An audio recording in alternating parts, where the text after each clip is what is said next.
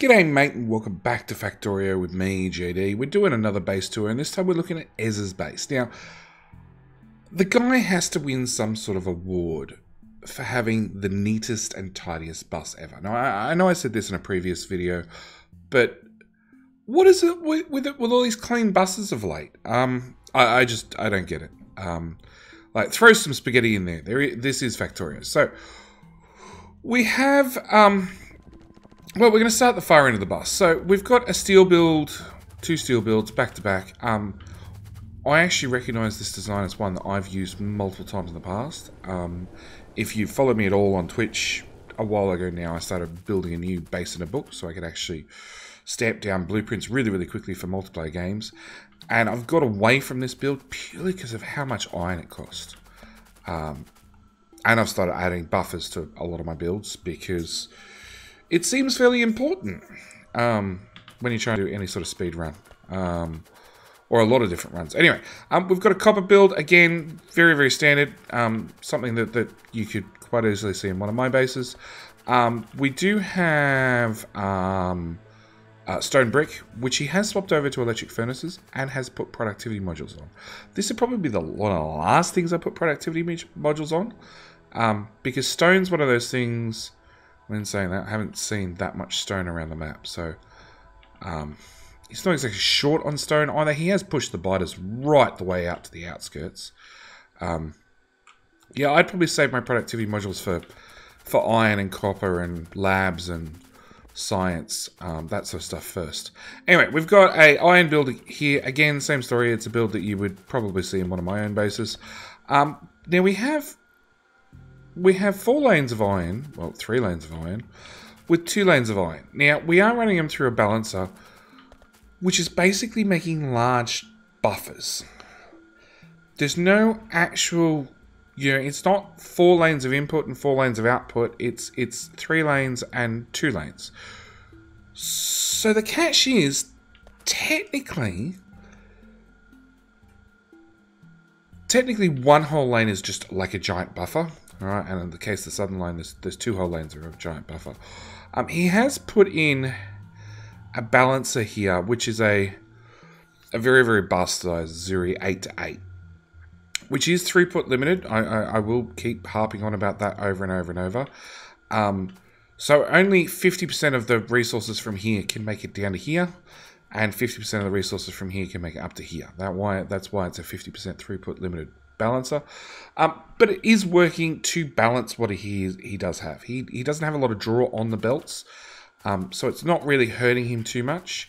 He does have a green circuit build, which is now being delivered from offsite. They're actually way out here.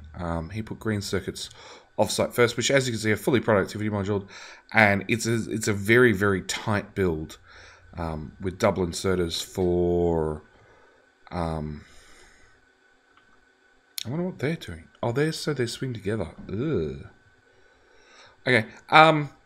It's a very, very tight build for maximum throughput. I just, as I said, just noticed that those two are tied together, so they both swing together. I probably wouldn't have done that myself. And it comes back to a UPS thing. If I can find that one. Well, technically that says they're off. So active state shows what items are off. Anything with a red circle on it, the game isn't calculating. Alright? And it means in theory, these 2 inserters are off. Normally when you hook a circuit condition to anything, they stay running. But in theory, they're off, so who knows? It's a very, very tight build. It's a very, very good build. I love this particular build. It is multiple belts on the output, with multiple belts on the input. It's 2 iron, 2 copper, and at the other end you get, I don't think it's a full 3, I think it's 2.5. We'll ask Max Rat Calculator, who says it is 2 belts of iron and copper in for 3 belts out, almost. Right, it's not quite an exact science, but it's close enough. And then he's running it through a massive, however many lanes that is, balancer to then load it onto the train, and then send the rest over to make red circuits, which he's again loading on a different train. with plastic coming in from up here and using the slam together trick with splitters. I'm going to go over this later because there's a couple of these and I'm not a fan of them, but we'll get to those shortly. So yeah, it's again a really, really compact build.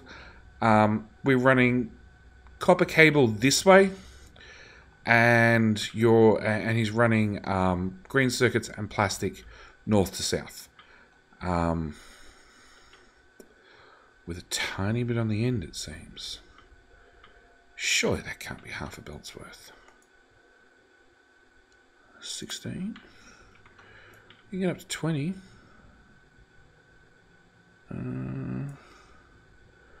18. Oop. Unless it's red belt. No, it's definitely blue. I'm not sure. I'm not sure where he's brought in these two belts going this way. I've seen this build before, and no, I've never used it, but I've seen this build before, and normally, yeah, copper cable goes this way, 1 to 6, which is slightly off. It's actually 1 to 7. 1 copper cable machine to 7 red circuit machines, and then going north to south, it's 1 to 8. 8 will use pretty much the last little bit of green circuits and plastic on the belt. But he's done his slightly differently. I'm guessing he found some sort of throughput limit. Anyway, that's those two being delivered. Blue circuits are also coming in off-site, I believe. No, blue circuits are being made right here. We'll go check them out real quick.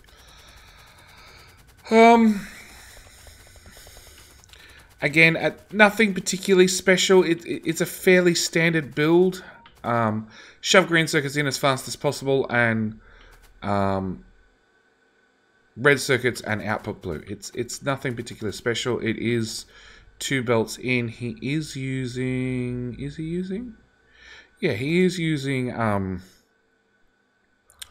belt stubs. Belt stubs, that's the word I'm looking for. Belt stubs to try and lower the UPS count of the particular assemblers. And the reason we do that is if I stand here and I suck on all these belts, you'll see every single belt turns on, but none of these inserters are actually active. Whereas if I stand here, both these inserters are active, but it's only both these two. If I stand here and suck up red circuits, because there's stuff flowing under these inserters, they have to constantly check to say, hey, can I pick up whatever happens to be flowing under my head right that second? So again, belt stubs, it's a little UPS saving trick. I love this build. It's super compact. And actually has quite good output for what it is. 5.6 per second doesn't sound like a lot. 336 per minute is actually quite a nice little build. Now we have a Make Everything. Now I'm sure I've seen this Make Everything somewhere. I'm not sure who with, to be honest. Actually, I know who it's with. It's a Catherine Sky build. Okay, I'd bet money it's probably Catherine Sky build because I remember hers being double laned. It is a Make Everything. It's nothing special. I see he's used filter boxes to hopefully bring everything in to be recycled. Unfortunately, I think this Make Everything is a little bit overbuilt and a little bit overdone. Like, nobody needs filter inserters. Nobody needs filter stack inserters. You carry a stack inserter on you. And if you want to make a filter a stack inserter, you carry some green circuits. And you just hand graft them. They take half a second. Same goes for a filter inserter. You carry fast inserters. If you want filter inserters, you just hand graft them. It doesn't take that long. It's half a second. It's 4 green circuits. If you're carrying 1 stack of green circuits on you, it means you can craft, what, 50? 50's heaps. So yeah, I personally think this Make Everything's a little bit overdone. But that's me personally. I know lots of people love it. You know, I don't see the point in automating the production of labs. Because 100's overkill for most bases, even the way up to a gigabase scale. Yeah. I've actually found smaller speed runs tend to use more labs than larger mega bases. So yeah, it is a make everything. It does make just about everything, except buffer chests from the looks of it. Chests to red, purple, blue, yellow. Doesn't make buffer chests. That's unfortunate. Yeah, it's got nuclear. It's got, you know, refineries. Again, refineries are something I handcraft because I only need so many of them. And then when I'm done, I'm done. I just handcraft those that I need with a robot build tacked on the end, along with nuclear fuel. So, you know, it is a make everything. The belt weaving and belt magic on the left does make it like a little bit pretty. But as I said, there are so many things I'll just handcraft because I need a limited number of. And then it has this. Now, can I find somewhere I can stand belts? Okay, so the idea of this system, and I understand why it's there. It's there so in theory you're pulling both these belts evenly. Right, this one's coming this way, this one's coming this way. We're side loading, so they're both on the right-hand side and then shoving in there. The problem is, for all that hassle, and it is a great deal of hassle, belts don't care. Belts don't care in the slightest.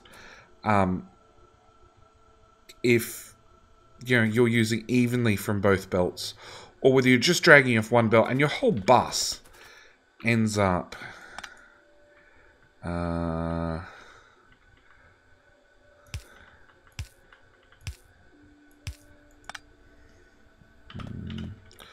your whole bus ends up just being drawn on one side. Inserters, assemblers, none of them care. Half a belt of materials is just as good as a full belt of materials. And if you've stripped half a belt of materials already, you know, elsewhere on the bus, if you balance that out, rather than having, you know, potentially 4 belts that only have materials on one side, you end up with, you know, 2 belts that have nothing on them and 2 belts that are full. I never bother. Or never bother is probably too strong a word. I occasionally bother when it's definitely called for. Personally, for all this hassle,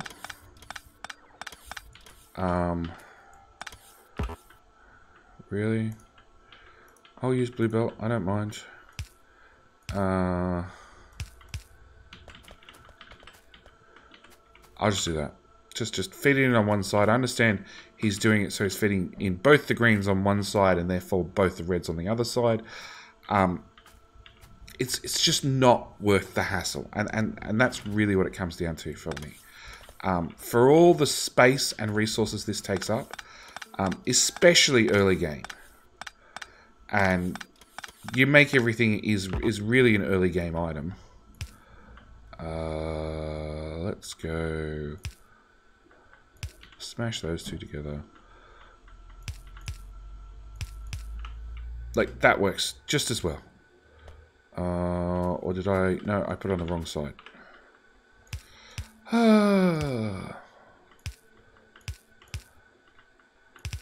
Oops. Stop moving me belts.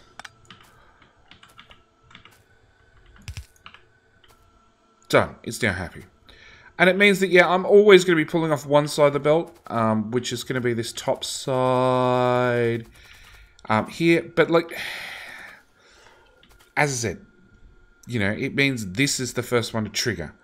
At the end of the day, the belts don't care, the assemblers don't care. It's an aesthetic thing that you know, you have your belts filled on both sides and not all lumped on one side. The base really doesn't care. So, make everything... We've got a standalone green circuit maker just for the inserter, which again, really good early base practice. You have iron for the inserter. You have a bit of contamination here at one stage. You've got copper right here for red sites. This is actually a wonderful way of doing it, and just feed it back and into green sites. I do love this little build. It feels a little bit OP now with all the modules in it. back down the main bus, we do have these proper split-offs, which I really do like. And I'll explain them really, really quickly. So we've got this belt, belt 1, belt 2, belt 3, belt 4. Belt 1 and belt 2. 50% of belt 1 and 2 is passed through here and straight out the other side. The other 50% from both these two belts is fed into here. Okay, so we've got 50% of belt 1 and belt 2. 50% from belt 3 and belt 4 is fed out the bottom, whilst the other 50% is fed into here as well. So this splitter right here has 50% of belt 1, 2, 3, and 4. From there, it takes the 50% of belt 4 plus belt 3 and shoves 25% into here, here, here, and here. Okay, well, 50% of it has 50% of all 4 belts, and it shoves 25% into this tile, this tile, this tile, and this tile.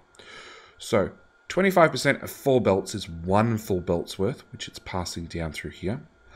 Plus, it's taking the other full belt's worth and shoving it through here. So what this actually does is it takes 25% off each belt and also balances the output. So this is a great little, it's a great little balancer. Not that it balances 100% like the original ones we'll find way back here. Because it just comes down to splitters. This has got 1, 2, 3, 4, 5. This also has 5. Maybe it also balances. I don't know. I've never actually tested it. No, this one's got 6. 1, 2, 3, 4, 5, 6. This one's got 5. So it doesn't quite balance everything like this balancer does. But it does what it's designed to do, which is take 25% off all the belts and shove it outside. And run the other 75% of all the belts forward. Which means you're always taking evenly off all 4 belts, which means no need for balances back at the start anywhere along your main bus. So on the southern side, we have red circuits with plastic being made on-site. Plastic being made on-site or shipped in is always optional as far as I'm concerned. I'm a fan of shipping the plastic from oil over to red circuits. Other people are a fan of having an oil on the main bus. Which is something Ezza's done here. He's got a lot of his liquids running down the main bus and then making things on site. On the north side, we have Blue Science along with military. Now, military, I did notice one thing. Military is you get 2 packs for 10 seconds. He's got 1, 2, 3, 4, 5, 6, 7. 7 doesn't go in a 10 ever. So I'm not sure why he's got 7. He's only got enough ammunition to feed 5 of these. He's got 6 grenades. He needs 8. He's got 6 grenades and he needs 8 to feed this at full speed. And gun turrets at 8 seconds. And again, he's got 6. So it looks like he's feeding it about 1.5 times normal speed, I guess. We'll ask Max Rack Calculator really quickly. No, according to that, he's slightly overfeeding it. Which, you know, means he can bring the excess, and he's done this with a splitter, right? Rather than having filter in, so he can bring the excess and box it up. It just doesn't make sense. Like, normally I'd do 5, and I'd leave it at 5. Well, that's 16. That's 8. That's 7. All the ratios seem to be just slightly skew. And, you know, 105, 100, 105, 100, 163. They're just a little bit screw-with, and I'm not sure why. But yeah, very, very tight military build. You know, iron in, ammo out, smash it in with the steel, run it up there, add copper, AP ammo out. Grenades already has iron right here. I do wonder why. So that worries me actually. How much iron does that use? That uses per second 9. Okay, seems a little bit higher, but well, she's only half a belt, half a yellow belt's worth. So half a yellow belt is 6 and a bit. So technically he can't even feed this full speed because he's put in one of these, which again, same story. It just makes both iron lines run at the same speed. For all the hassle, you can remove all of that and just do that. Stop auto-trashing yellow stuff. I keep having to use it. Right. And, you know, at the other end of the bus,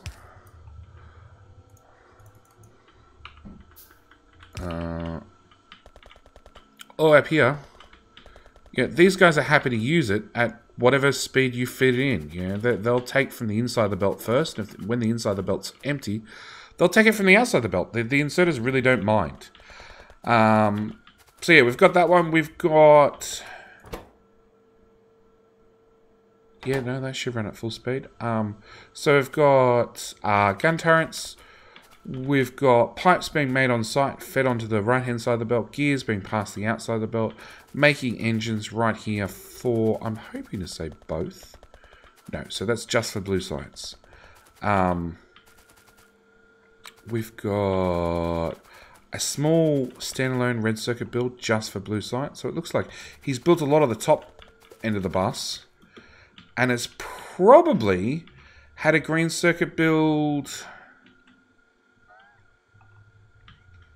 I would probably guess where this Super Make Everything was. Which is then... Because there's an iron belt right here. That's now going nowhere. And a copper belt that's also now going nowhere. So I would assume that he did have a green circuit build here. Which he's then pulled out as he started shipping it in from off-site. We've got a battery build. A sulfur build. That's a lot of sulfur machines for... It's correctly ratioed. It's 5 to 2, but that's yeah, okay. Again, I don't know. 12 and a half on a red belt. Yeah. Yeah, that just works on a red belt. Again, we've got more of this. Let's take from both sides of the belt evenly. I can tell you, there's no point. Like, inserters are perfectly happy for taking from both sides of the belt. So we've got batteries which come down and join our bus. So if we keep following batteries along, eventually we'll get to yellow science. Haha, yellow science. So again, it looks like he's making a lot of stuff on site to make yellow science. And the same goes for purple science. So we've got red circuits being made. Oh, we've got, again, raw resources coming in from the bus. So we've got copper coming in to make green circuits, to then make red circuits, to then make speed modules, to then be taken all the way back and fed into high-tech science. And you can see for some reason this was on both sides of the belt. And now he split it down to one side of the belt. Because at the end of the day, it's a half belt anyway. Where's that battery build? No, that battery build does output on both sides. Same story. Making green circuits again to then make red circuits. To then be fed into the furnaces with the electric engines. Making the pipes and the gears on site for the standard engines to be then run up to purple science to be belted all the way back to his labs. And this is a lab build that I used quite some time in the past, and actually it was also featured on the Factorio service because I made the labs there as well, which is fully beacon, make them go as fast as possible, belt stubs all the way around, and maximum productivity in each of the labs to try and get that science done as fast as possible. The end of his bus is pretty much here. There's nothing really... Oh, yes! He has a Mojo Make Everything. Now, I don't know. I'm both in shock and awe at the Mojo Make Everything. Literally, you can come in here and say, what do you want the network? And as long as that particular module has been installed in the Mojo Make Everything, it'll make it for you. So, here we go. Do I still have legs on request? Yeah, I got 10 legs on request. One of these combinators, 4. So the network knows to keep 4 legs in stock.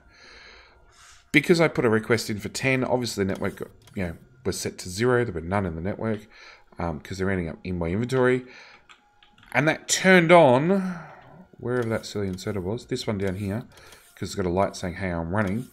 And it's now making electric engines. What are the ingredients? Electric engines, steel, and blue circuits. That tab. Yeah, so it's now making electric engines. Blue circuits are brought in from off-site. And this guy is now running flat out to fulfill my order and make sure there are 4 in the network at all times. In saying that, the Paul Make Everything features a lot of combinators. And you can see exactly how many there are. And unfortunately, everything has a UPS cost. And that's probably the only thing that I don't like about the Mojo Make Everything. It's a wonderful invention and definitely has its place in life. But there are a lot of times I'm just not a fan. I'm not a fan when you start going up for larger and larger bases. Alright, back to the start of the bus because there's actually a couple of other things I wanted to point out. Labs there. So we've got his Shiny Rock Creator. Now, this is a build that I absolutely love it. It's plain, it's simple. It does have a lot of filters on here, with a couple of wire conditions, a couple of combinators as well.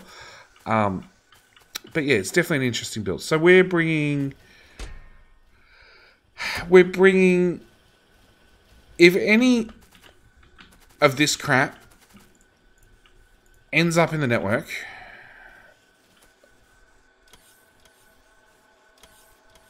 no, that didn't work. No, okay. So if these boxes fill up, actually just these N3, if these N3 fill up with dull rocks, 8K dull rocks between the 3 of them, then we'll actually, oh, and there's a certain amount of input here.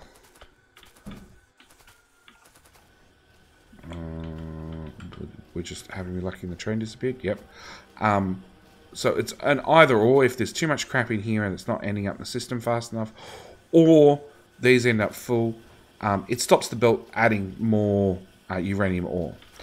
At the same time, these guys just process. They don't care what they process. They process it up, put it on the bottom side of the belt, being the outside of the belt as far as they're concerned. Okay. All the uranium being dull, shiny, whatever, runs this way, runs up, it's looped back around, it runs along the bottom of the base, where good is filtered on this side, bad gets shoved straight through, and back into these boxes. We want the good to end up on this side of the belt, because it doesn't get picked up at all. Get out of the way, tree. No, it doesn't get picked up. It then ends up back on the outside of the belt. Why? Now I'm a little bit confused. I have to admit. Okay, we'll put some rocks on there and we'll check it out. So you're going to go up on the top side of the belt. And I thought you'd stay on the top side of the belt, but you're not. Aha! There we go. A filter inserter. So filter inserter is going to get it and going to put it on the shiny rock belt. So the shiny rocks are always on this belt. They'll eventually end up on this belt.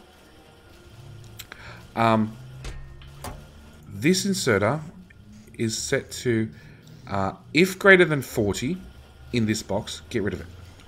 Okay.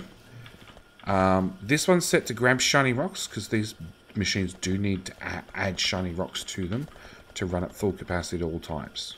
Okay. So we take our shiny rocks from here. They come straight along and get output onto the inside of this belt. Okay, it's always the inside, and that's important as well. We can then take our shiny rocks and fill them into this machine. Make sure this machine is full of shiny rocks at all times. Okay, that is at least 2 crafts, being at least 80 in there. When it finishes, it's going to output all 41 into this chest. Okay, 41 is enough to feed this machine. At the same time, Anything over 40 gets dumped out back onto this belt. This insert is to make sure that this is definitely full. And we rinse and repeat all the way down. Putting either taking off the blue belt or putting back onto the red belt at all times. Till we get to the end. Now, decider combinator is set to... I guess you're just choosing which side it goes on. So if less than 40, it goes that way. If more than 40, it goes that way.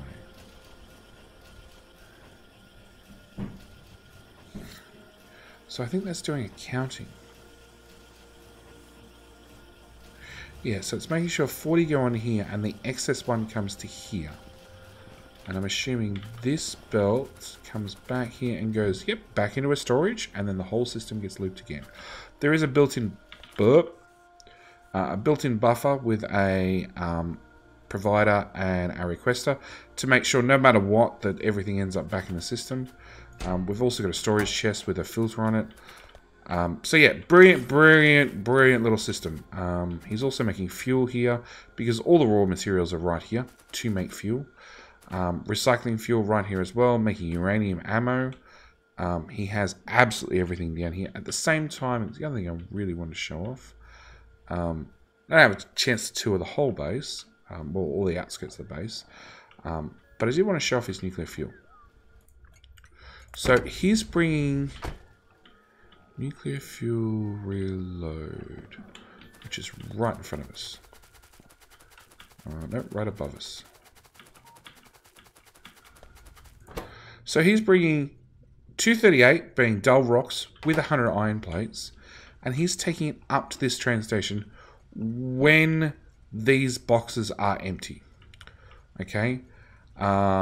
They also, at the same time, from the nuclear build, rather than bringing the used up uranium fuel cell all the way back to base to reprocess it and take it all the way back up here, he's processing it on site, dumping it through some buffer chests to make sure there's always a buffer up here, bringing in the dull uranium and a little bit of shiny uranium, running it on its own internal system to run a Covex process to then use the same 40 over and over and over, use the excess 1 when it needs to. You see it's about to output 40. The 1 goes that way. The 40 will go to here. This process will run again, probably when this box is empty. And it'll just use its own supply of 100 iron with its own supply of uranium, just ticking over ever so slowly, right? Making its own fuel cells. I love this build. In fact, if I've got to check with Ezza as always, right? If this base goes up, if the link to the download for this base goes up in the description, I would strongly recommend anybody who's looking at doing nuclear builds, just blueprint just this little bit. This little bit is a bit of engineering genius. So yeah, that pretty much does it for Ezza's base. Yeah, he does have right at the end, he's got, you know, all your stock standard items for satellites, and then your low density structures and your rocket control units, or other way around, to make a rocket. He is making, you know, using all the light oil to make solid fuel, to make rocket fuel. It's a pretty stock standard, pretty you know, pretty average sort of rocket build. The oil build is actually a Neilhouse base in a book, because that one I recognize, because he did this lovely pipe skip spaghetti to get all the tanks in a nice straight row, and so you could hover your mouse over any of the wires and read exactly what's in the network at any one time. And right at the moment I can see he's backed up on both heavy oil and, well, backed up on petroleum and heavy oil, and I'm not sure why you'd ever be backed up on heavy oil.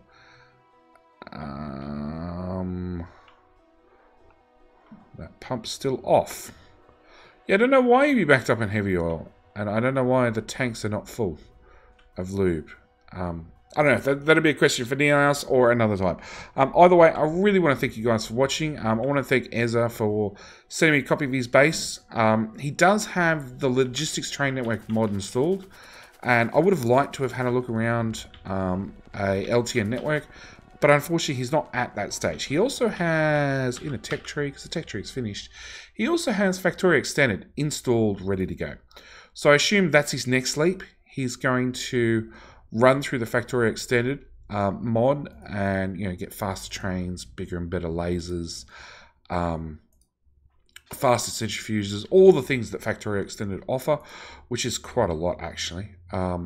And yeah, I wish him luck. I do hope we get to have another base tour, another stage when he's got an LTN network running and he's actually got Factorio Extended up and running as well.